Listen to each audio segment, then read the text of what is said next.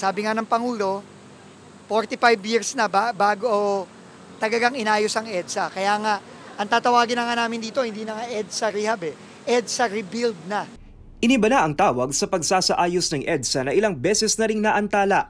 Ayon kay Transportation Secretary Vince Dizon, kalagitnaan ng Hunyo sisimula ng EDSA Rebuild na dapat sanang inumpisahan pa noong Marso.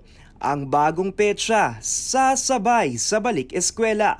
Ang college student na si Nicole Manrique, 2 oras na ang biyahe mula Rizal papuntang campus sa Mandaluyong kapag mabigat ang traffic. Kaya nangangamba siya na lalala pa ang sitwasyon oras na magsimula ang EDSA Rebuild. Pag na-block na po talaga yung mga daan po, siguro mapupunta na po ako sa choice na mas pipiliin ko na lang po yung mas mahal na way na pag-commute. Ang rider na si Erwin Agrabante, tanggap na dapat ayusin ang pangunahing lansangan.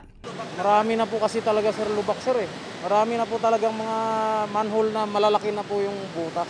Makakatulong siya sa safety pero sa mga gumagamit na madalas sa EDSA, ayari talaga.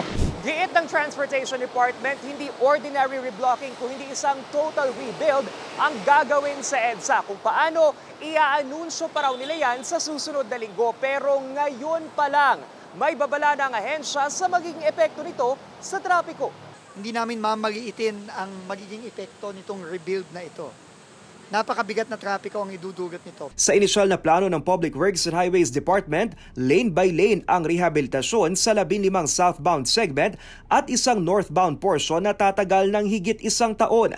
Nakatakda pang ilabas ng Metropolitan Manila Development Authority ang Traffic Management Plan. Pero ang isang solusyon para ibsan ang trapiko, muling ibalik ang No Contact Apprehension Policy o NCAP. Yan ay matapos katigan ng Korte Suprema ang motion ng MMDA na alisin ang temporary restraining order sa pulisiya kung saan huhulihin ang mga pasaway na motorista sa tulong ng security cameras. Makakatulong siya dahil kung may NCAP na yung mga violators, hindi na namin kailangan parahin, magtalo, issuehan physically ng ticket, na habang ginagawa yon ay nakakaabala pa sa traffic. Marami pong nabago. One, yung penalties.